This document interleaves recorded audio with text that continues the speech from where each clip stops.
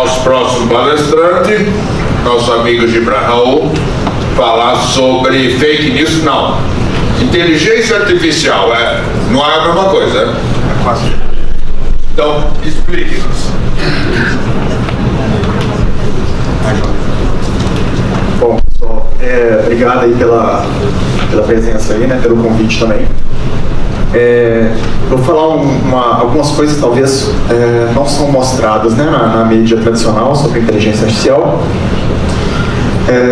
Então, coisas que eu gostaria, né, que a mídia tradicional falasse. Eu vou falar sobre o estado da arte da inteligência artificial, ou seja, como que está hoje, né, a pesquisa na área, tanto no Brasil quanto fora, caminhos possíveis que a inteligência está indo, e trazer um pouco de contextualização do passado também, né? Então, essa é a ideia aqui. Tá? Deixa eu pegar o... Bom, não sei se todos ficaram sabendo, mas neste ano tivemos 5 ganhadores, né, do Nobel, tanto de física quanto química. Física foi muito falado, química não foi falado tanto, mas a motivação da premiação foi pelo grande significado que eles trouxeram aí nas pesquisas aí que envolveram inteligência artificial. Não necessariamente como fim, mas como meio. Os dois do lado de cá, o John Hopfield e o Geoffrey Hinton. O Hinton, ele é formado em psicologia experimental, cognitiva. O Hopfield é cientista da computação. E o Hopfield criou a técnica de memória associativa, o Hinton criou a técnica de memória interpretativa, que foram extremamente relevantes para o desenvolvimento da inteligência artificial a partir da década de 70 e 80, no processo de otimizar e melhorar a qualidade de aprendizado, né, a partir dos dados. Foi o Nobel de Física. Por quê, né, física? Porque eles utilizaram os conceitos da física de partículas e a área de Boltzmann também. E a máquina de Hopfield, ela foi utilizada para melhorar o processo de detecção de ondas gravitacionais. Olha que interessante, né? Então isso contribuiu com a inteligência artificial, com o aprendizado da inteligência artificial, mas também para a eliminação de ruídos das ondas gravitacionais, que foram detectadas recentemente também. E já o Nobel Química é extremamente interessante também, porque o Demis Hassabis é o fundador da DeepMind, é uma empresa que a Google comprou de inteligência artificial, e o David Becker é formado em biologia, o Demis Hassabis é formado em ciência da computação, e o John Jumper, se não me engano, ele é físico também. O David Baker desenvolveu umas ferramentas computacionais para sintetização de proteínas, que era um desafio que tinha 50 anos que eles estavam tentando resolver, porque na área de biotecnologia é um problema extremamente interessante você sintetizar proteínas. E o Demis Hassabis e o John Jumper, eles criaram um modelo capaz de prever, né, antes da síntese da proteína, prever como seria a conformação espacial das proteínas, né? O que seria isso? Quando você pega uma molécula, não necessariamente a fórmula dela define as suas características físicas, né? Mas também a posição, a conformação espacial, a organização espacial. Se você consegue prever isso, você consegue construir, experimentar, fazer experimentos muito mais rápido para criar novos materiais, remédios e etc, né? Foi mais ou menos em 2020, mais ou menos, eu até acompanhei esse desenvolvimento aqui. Para vocês terem uma ideia, quando eles desenvolveram isso, eles avançaram a tecnologia nessa área no mínimo 15 anos, tá? Então esses caras aqui, eles foram extremamente importantes aí, tanto para a ciência, né, para a humanidade, quanto para a evolução da inteligência artificial também. Porém, o interessante disso é que as coisas, a sabedoria, ela é de muitos anos atrás, né? Então a inteligência artificial moderna aqui, a partir de agora, toda vez que eu falar inteligência artificial, eu estou falando de uma determinada área da inteligência chamada aprendizado de máquina, que é uma área que ela foca em utilizar dados, né, para extrair conhecimento dos dados. A inteligência artificial é mais ampla do que isso. Então, tem um livro muito interessante, esse livro que tem mais ou menos aproximadamente 200 páginas e não tem equação nenhuma. Esse livro aqui é de 1969, aproximadamente, e ele fala sobre o Marvin Minsky e o Seymour Papert. Eles falam em forma textual como que eles enxergavam, né? Muita coisa que eles falaram lá está começando a ser implementado hoje. Isso é muito interessante. Quando você volta no passado e começa a ler algo que o pessoal escreveu e na época não tinha tecnologia para isso. E esse termo aprendizado de máquina, ele foi cunhado em 1959, que é a habilidade de você criar programas de computador sem necessariamente você programar, né? Você entrega os dados, esses dados a gente utiliza algoritmos e esses algoritmos eles criam o programa, né? E no final das contas esse programa nada mais é do que uma equação matemática com os parâmetros ajustados. Esse Arthur Samuel, ele gostava de jogar xadrez, ele não era muito bom, mas ele gostava de jogar xadrez e ele queria criar uma máquina que ganhasse dele no xadrez, né? Então ele pensou assim, se eu conseguir criar uma máquina que ganhe de mim no xadrez, então eu estou conseguindo criar algo melhor do que de uma das minhas habilidades, né? Aí ele conseguiu criar em 1959, e aqui, se vocês pesquisarem no artigo, esse aqui são os parâmetros ajustados da equação que ele criou para ganhar dele do xadrez, né? Então ele conseguiu criar um modelo aí, em 1959 que ganhou dele do xadrez. E olha que interessante, olha o computador que ele usou. Em 1957, né, utilizou esse computador da IBM, o IBM 704. Esse computador tinha 144 kilobytes de RAM, 80 mil microinstruções por segundo e custava 22 milhões de dólares. Né? Só para vocês terem uma ideia do que significa, o Game Boy, lá da década de 80, tem 28 mil vezes mais memória RAM do que ele, 60 mil vezes mais rápido e 2,2 milhões de vezes mais barato. E o Arthur Samuel conseguiu criar, né, um modelo naquela época. Então, se engana, né? Quem acha que inteligência artificial ela sempre precisa de computação de alta performance. O que se tem agora de diferente dessa época é que agora a gente tem uma quantidade de dados absurda e as técnicas mais modernas, mais utilizadas, que conseguem extrair uma maior quantidade de conhecimento dos dados, da informação, elas utilizam redes neurais profundas, e essas redes neurais profundas elas precisam de um processo de computação de alto desempenho, né? Então por isso que ela começou a evoluir bastante agora. E aí, além disso, indo mais ainda para trás, né, em 1940, né, começou o cérebro eletrônico ali, o McCulloch-Pitts, também são da área de psicologia e neurofisiologia, ou seja, olha que a multidisciplinaridade, né, no processo de construção da inteligência artificial.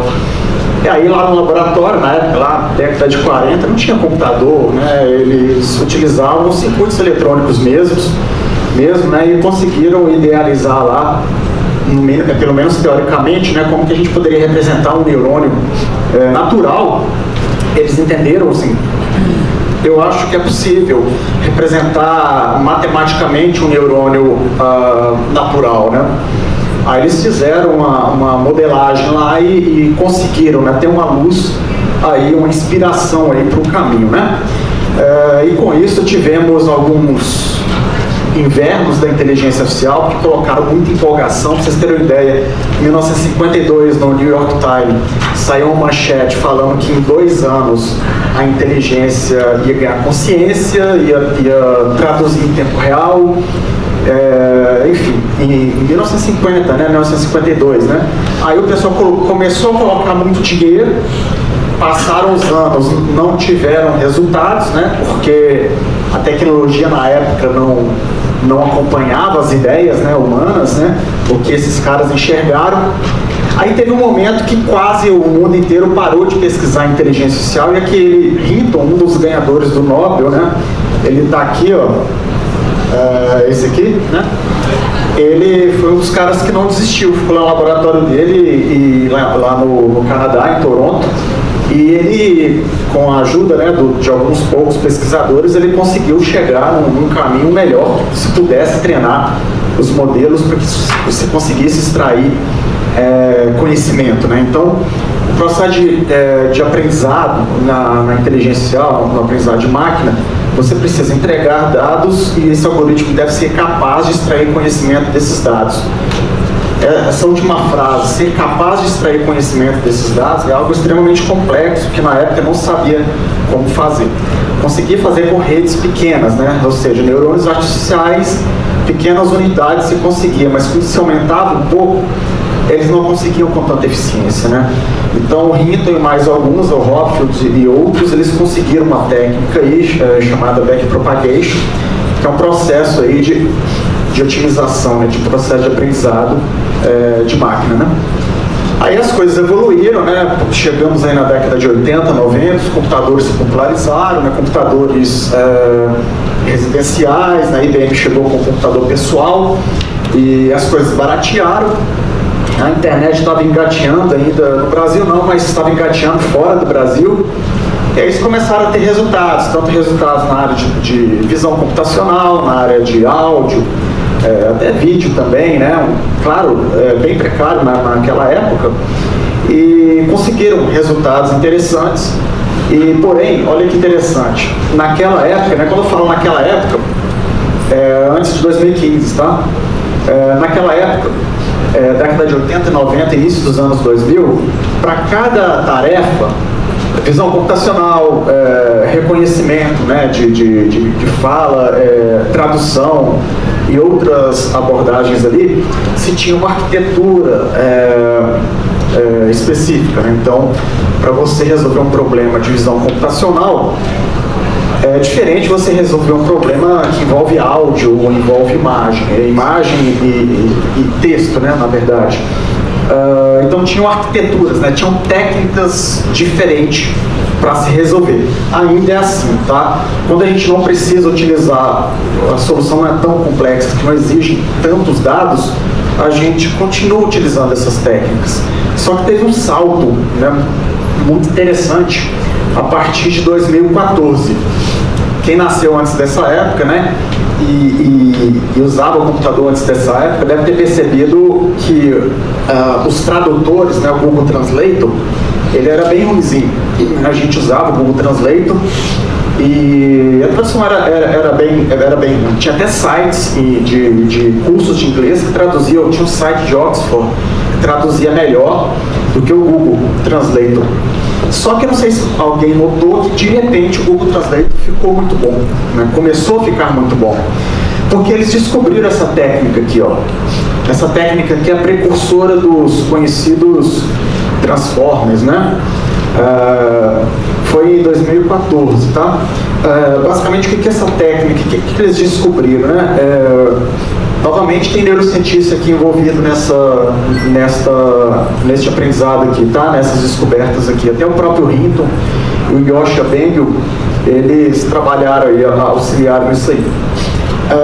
Eles começaram a perceber, sempre está a neurociência em paralelo, tá? Eles começaram a perceber como que o ser humano processa as informações, o conhecimento, o aprendizado. E perceberam que se eles espelharem na máquina o processo de memória de longo e curto prazo, né, que é a memória de trabalho, a memória de longo prazo também, eles conseguiriam melhorar algumas tarefas, né? Uma delas era o processo de tradução, né? De idiomas, né? De um idioma para o outro. Então, com isso, eles conseguiram melhorar assim, de forma incrível a parte de tradução. Aí, com esse processo dos Transformers, né, começaram a surgir os modelos de linguagem, começou a favorecer os modelos de linguagem, GPTs, etc., né? E, para vocês terem uma ideia, né, o GPT 2018, 2019, já tinha o GPT. Agora a gente está no 4 e tem outros modelos, mas isso desde... a gente está em 2024, né? Tem 8, 9, 10 anos já, o pessoal está trabalhando nisso. E esses modelos Transformers, diferente daqueles modelos que eu mostrei anteriormente, que para cada problema você precisava de uma arquitetura específica, olha que interessante. com isso, com essa técnica, né, você conseguiu de trabalhar com memória de longo e curto prazo para resolver os mais diversos problemas, você conseguiu usar a mesma arquitetura para todas as tarefas, né? Apesar de que essa arquitetura aqui você precisa de uma quantidade grande de dados, vou falar possível solução em cima disso, né, no futuro. Mas olha que interessante, aí você simplificou o processo de arquitetura, né? Então as coisas elas começaram a aproximar do processo biológico no sentido funcional, né? O processo biológico ele resolve problemas, né, com a mesma arquitetura. Então, isso foi a partir de 2014, 2015. E aí você começou a resolver problemas computacionais de reconhecimento de imagens, de problemas de séries temporais, né, problemas de predição em bolsas de valores, problemas no mercado financeiro, problemas de clima e outros problemas. A questão dos dados bioquímicos, né, de proteínas, conformação de proteínas, tanto que essa técnica de conformação de proteína usando um transformer foi que levou a conquista do Nobel de Química lá pelo James Hassab e os demais. A parte de aprendizado também, reforço que começaram a utilizar muito em jogos, e é uma técnica até antiga, utilizada também na área militar e robótica agora também. Então o pessoal começou a usar a mesma técnica Transformer para qualquer tipo de problema. A única diferença é que para isso você precisa de uma quantidade grande de dados, né? Mas a computação também evoluiu, né? O processo de computação em nuvem e a redução dos custos de computação em nuvem também caíram. Isso permitiu que essa técnica fosse utilizada. E aí chegamos na arquitetura multimodal, né? Ou seja, em vez de entrar somente texto no modelo de inteligência artificial e ele retornar texto, né? Que é o que vocês conhecem aí pelo GPT, começou a entrar vídeo, entrar áudio, entrar outros formatos de outras estruturas de dados, tanto entrada como saída, né? Então, na mesma rede, tá? É diferente você colocar em paralelo várias técnicas e quando você entra com um tipo de dado, ele escolhe, né? Tem um roteador para entender qual que é a técnica que vai usar. Aqui não. Aqui você entra com os diversos tipos de dados e é utilizada a mesma rede, né? A mesma rede neural artificial para fazer inferências e gerar, né? Decodificar esse resultado final, né? Então, esse mesmo conjunto de arquitetura para resolver problemas distintos permitiu que houvesse a multimodalidade, né? Assim como nós humanos escutamos, cheiramos, percebemos, né? Usando o mesmo sistema nervoso, né? Estou falando essa associação que vocês vão entender cada vez mais a associação com o ser biológico, né? E aqui, só para vocês entenderem alguns cases que eu trabalhei na empresa minha ou empresas anteriores que eu trabalhei, só como curiosidade, porque não é só, inteligência artificial não é só o que o pessoal acha hoje que é texto, ou que é o GPT, ou são esses modelos de linguagem. Na verdade, tem muitos outros problemas interessantes que podem ser resolvidos, né? Aqui na época da Covid, a detecção de Covid a partir de uma foto de rosto da pessoa, em 3 segundos, numa foto térmica, detectava Covid. Aqui a predição de queimadas, desmatamentos na floresta amazônica, então aqui dava para identificar quando o cara ia desmatar, ele fazia a estrada antes para levar madeira, né? O cara antes de desmatar ele tem que construir a estrada para fugir, para levar a madeira embora. Aí esse modelo a gente conseguia detectar as estradas, o cara construía hoje a estrada e detectava. Até um colega nosso lá falou aqui sobre o satélite Sentinel, né? A gente usava esses dados Sentinel, então era engraçado, porque o cara não tinha nem ideia que a gente estava vendo ele. E aí mandava a Polícia Federal lá para pegar ele. O avião autônomo também, que voou no Brasil, né? Não é essa foto do avião, mas foi o primeiro avião autônomo que voou no Brasil também. Ele utiliza uma técnica de controle não linear, que aprendizado por reforço também. Então, para vocês verem como que a inteligência artificial ela permite, né, uma amplitude de soluções, né? Aqui um sistema de detecção e preditor de acidentes de trânsito, né? comunicação veículo-veículo e veículo-pedestre. Então são problemas que eu já trabalhei e que envolvem inteligência artificial e esta amplitude, né, de resolução de problemas. O nosso colega do direito ali também tem alguns trabalhos bem legais na área do direito também. Mas vamos lá. Enquanto isso, a neurociência está evoluindo, né? A gente fala da inteligência artificial, mas e a neurociência? Ela evolui, só que ela evolui em silêncio. Porque não é divulgada, ainda a mídia a mídia comum, né? Quando falo mídia, eu falo mídia comum, né? Ainda está esquecendo de divulgar neurociências. Em 2017, eu escutei um neurocientista falando na empresa que eu trabalhava, ele falou o seguinte: Gibran, se vocês acham que a inteligência artificial evoluiu, vocês não têm nem ideia como que a neurociência evoluiu. Eu fiquei pensando sobre isso, comecei a pesquisar e entrei no mestrado justamente por causa dessa frase que ele falou para mim em 2017. Realmente evoluiu bastante. Um dos desafios na neurociência é o famoso para quem é da área, né, o famoso engrama. Ninguém sabe ainda como que o nosso cérebro armazena essa memória, qual é a unidade mínima da memória, né? Então, como a gente tem a unidade mínima que preserva as características de um ser vivo, que é a célula, né? E a memória, né? Qual é a característica mínima de uma memória biológica do nosso cérebro? Eles chamam de engrama, né? Tem 120 anos que eles estão em busca disso. O spoiler de uma possível resposta disso é que ela não está concentrada fisicamente. Então, se você analisar o cérebro de alguém que morreu, você jamais vai encontrar a resposta. Essa memória, ela tem a dimensão temporal. Então, quando a gente observa na ressonância magnética ou outras ressonâncias estáticas, né, do nosso cérebro, a gente está esquecendo a dimensão extremamente importante, que é a dimensão temporal. Então, na mesma região do nosso cérebro, ela é capaz de armazenar tipos, né, distintos de memórias, em gramas distintos na mesma região, em tempos diferentes, né? O nosso cérebro é uma máquina oscilatória, ela fica oscilando e entrando em ressonância em diversas áreas, né? Então, por isso que é tão difícil encontrar, e a gente dificilmente vai encontrar essa resposta no cérebro de algo que já morreu, alguém ou algum animal. A gente faz análise de cérebros vivos. Para fazer análise temporais, é extremamente difícil, porque tem que usar o eletroencefalograma com alta resolução temporal e ele tem baixa resolução espacial, né? Então, é muito difícil você colocar eletroencefalograma para analisar de forma detalhada o nosso cérebro, porque são necessárias agulhas, né? E aí, em paralelo, né, em 1940 e 43, eles começaram a espelhar esses neurônios artificiais baseados em neurônios naturais, né? Encontraram uma equação matemática e em 1969, olha que curioso, né? Como que a neurociência foi trabalhando e ambas, com a inteligência artificial, foram contribuindo com o conhecimento.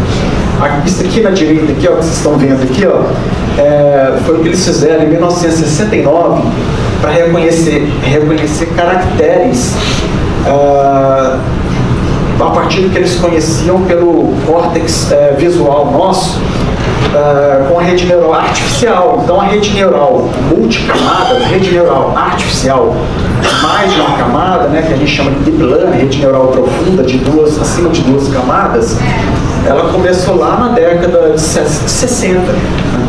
Não foi nos anos recentes, né? A diferença é que agora, novamente, a computação, a evolução dos algoritmos e a evolução dos dados, mas naquela época eles já conseguiam. Eles chegaram a 100%, próximo a 100% de acurácia para detectar todas as letras do alfabeto manuscritas. Então, você entregava as letras manuscritas para a máquina em 1969, a máquina já acertava quase 100%. Então, interessante, né? O que se conhecia sobre o nosso cérebro, neurociência em paralelo aí, ó. Aí tem um livro muito legal, esse do saco aqui, ó, Ritmos do Cérebro, né? Vale a pena aí para quem gosta.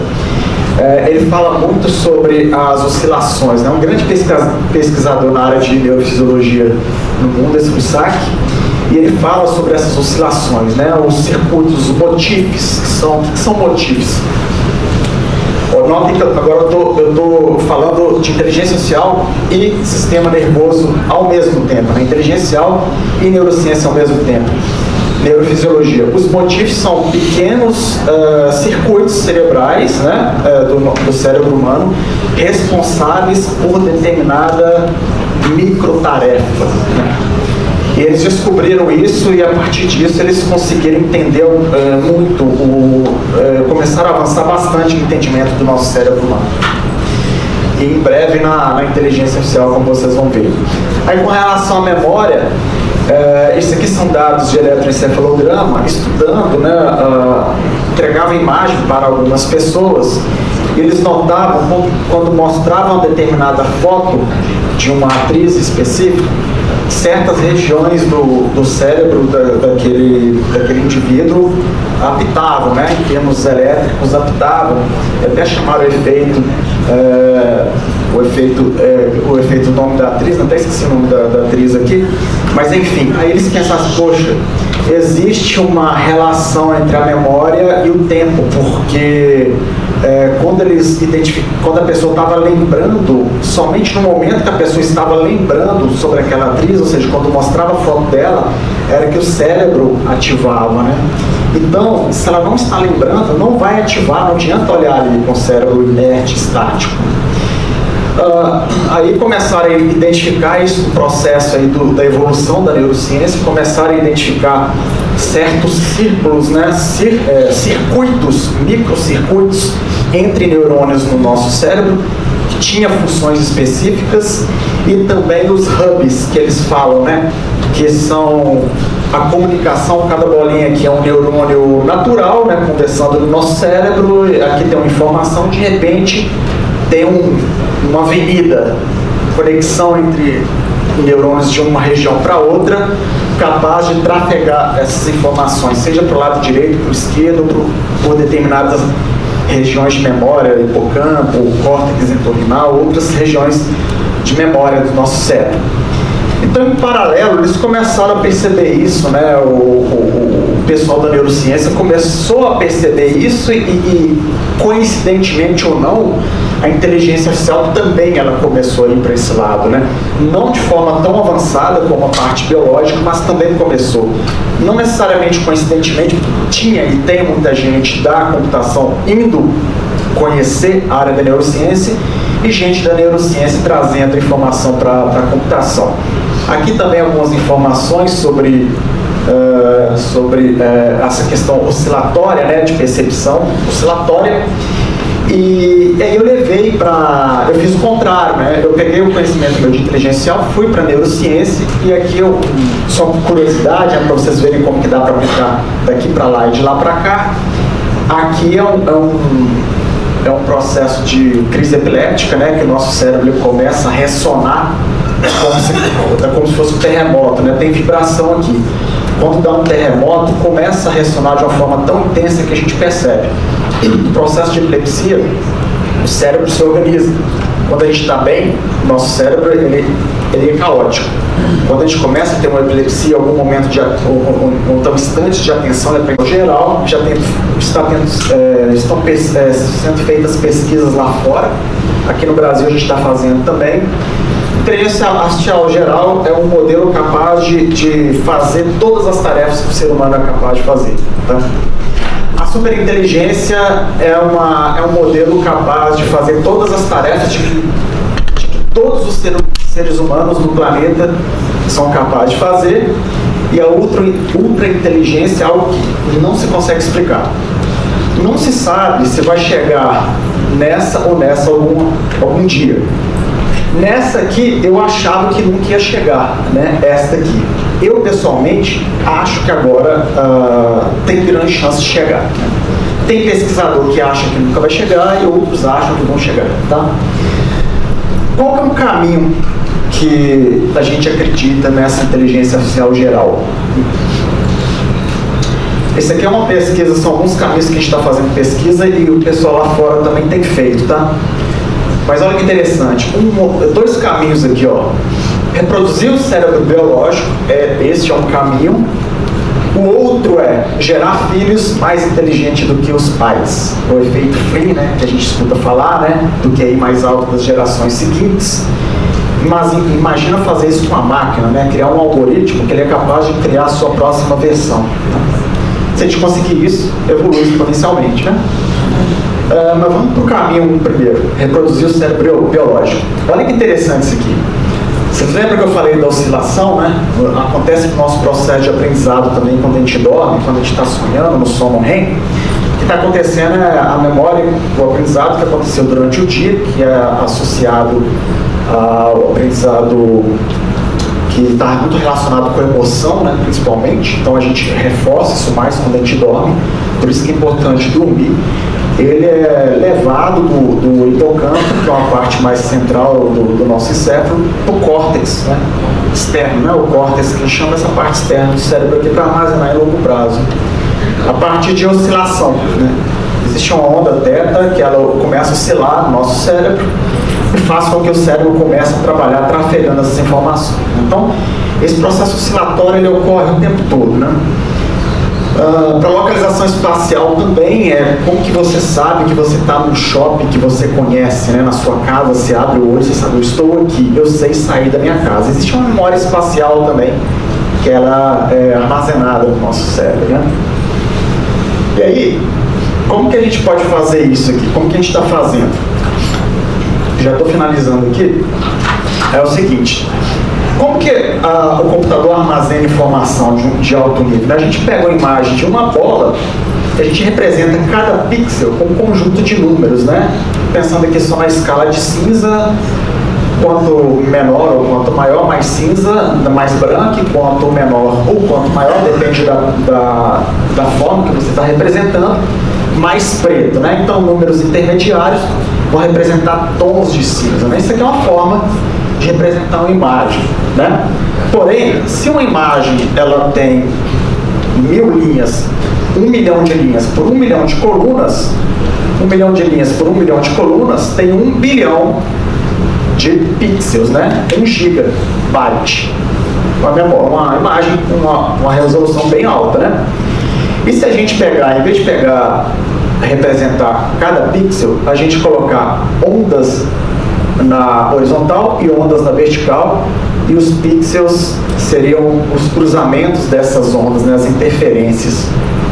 Então, nesse caso específico que eu dei, você consegue reduzir 500 vezes a necessidade de armazenamento sem usar nenhum algoritmo de compactação, simplesmente substituindo pixel por onda, né? E como que nós lembramos algo, né? Avançando um pouco mais. Se eu pedir para vocês fecharem o olho e falar assim, abra e fala o que vocês estão vendo. Se eu mostrar uma maçã, vocês vão falar rapidamente que é uma maçã. O computador não consegue fazer nessa velocidade, né? Precisa ser um computador extremamente poderoso. Como que o nosso cérebro faz? Na hora que você está tentando buscar essa informação, você está fazendo um processo de recrutamento. Recuperar a informação na sua memória. Então imagina pegar o seu cérebro, abrir ele, fazer um tapete aqui, como fosse o seu cérebro. Isso aqui é uma abstração bem alta, tá? Imagina que esse tapete como se fosse uma toalha de mesa, com todas as imagens, todas as memórias que você tem. O que o seu cérebro faz? Quando você mostra essa colher de pau, o seu cérebro vai, a partir desse estímulo aqui, vai pegar essa colher de pau e vai começar a varrer de forma muito rápida e vai parar onde a correspondência for muito parecida. Por isso que a gente costuma confundir, e a gente tenta encontrar padrão o tempo todo, né? Confundir nuvens com animais e tudo, pareidolia, devido a esse processo aqui. Então, se a gente conseguir criar isso de forma computacional, a gente consegue fazer uma forma de processamento extremamente alta, né? Então, eu mostrei a parte de armazenamento, como você armazena pixel e formas de onda, você consegue reduzir drasticamente a capacidade de memória e processamento, gasto energético. E a parte de recuperação, você coloca um circuito em cada linha e coluna da matriz, o cruzamento é a interferência. Aí você utiliza uma equação de onda, e para representar essa equação de onda, você faz um computador analógico.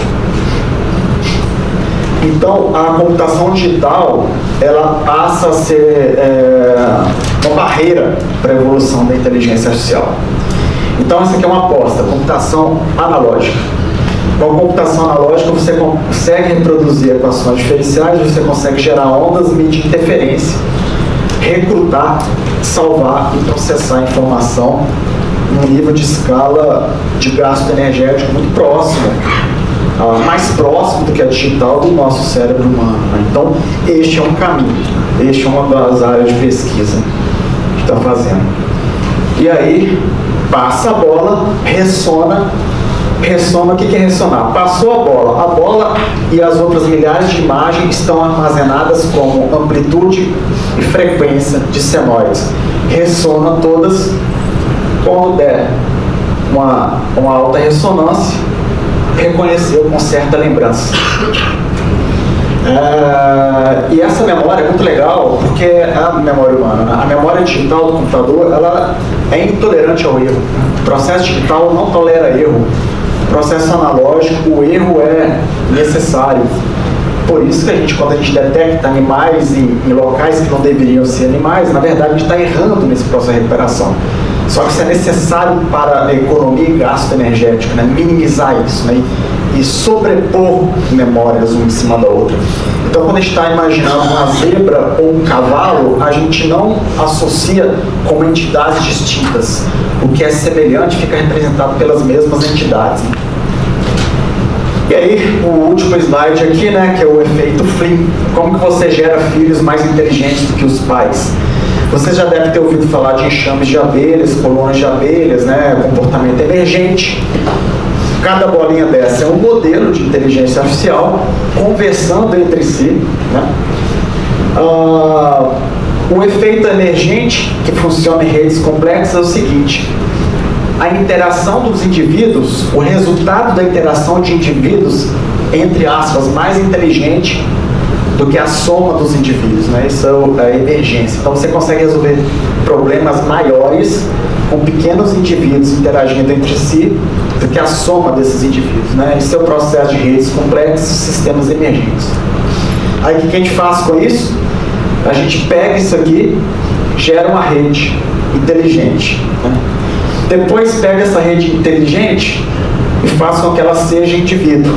Gera uma próxima rede inteligente, faz com que ela seja indivíduo, joga aqui e vai nesse processo de ciclo aqui. Aí você começa a ter o efeito exponencial, né, de emergência. Criado o efeito Flynn, efeito artificial Flynn, emergente. Né? Então, pessoal, essa é uma visão que eu quis passar para você. O tempo realmente é curto para falar sobre isso. Estou à disposição para quem quiser depois conversar, mas teve todo o histórico aí da inteligência artificial. Então, vocês notaram que existe agora a necessidade multidisciplinar. A inteligência artificial ela está ficando cada vez multidisciplinar e os profissionais para lidarem com ela também precisam ter essa multidisciplinaridade, né? Dito isso, como recomendação de livros, para você, não recomendo estudar um livro de inteligência artificial. Recomendo esse livro aqui, ó. O livro Polímata, né? Mostra como que as pessoas, ele descreve mais de 500 pessoas que eram polímatas, né? Ou seja, conheciam com profundidade 2, 3, 4 áreas do conhecimento. E lendo isso aqui, vocês vão começar a se identificar com isso também. Creio que muitos aí já têm esse perfil. E isso é necessário para trabalhar com esse processo de tecnologia cada vez mais avançando aí. Muito obrigado, gente.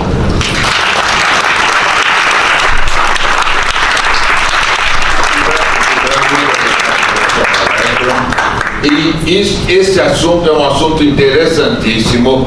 Tem um ponto de interrogação na cabeça de cada um. Mas eu vou frustrar todo mundo. Não vou abrir para perguntas porque estamos apurados de tempo. Desculpa. Muito obrigado, meu amigo. Pessoal, eu estou lá fora, lá, a gente se encontra, quem quiser perguntar. Muito obrigado.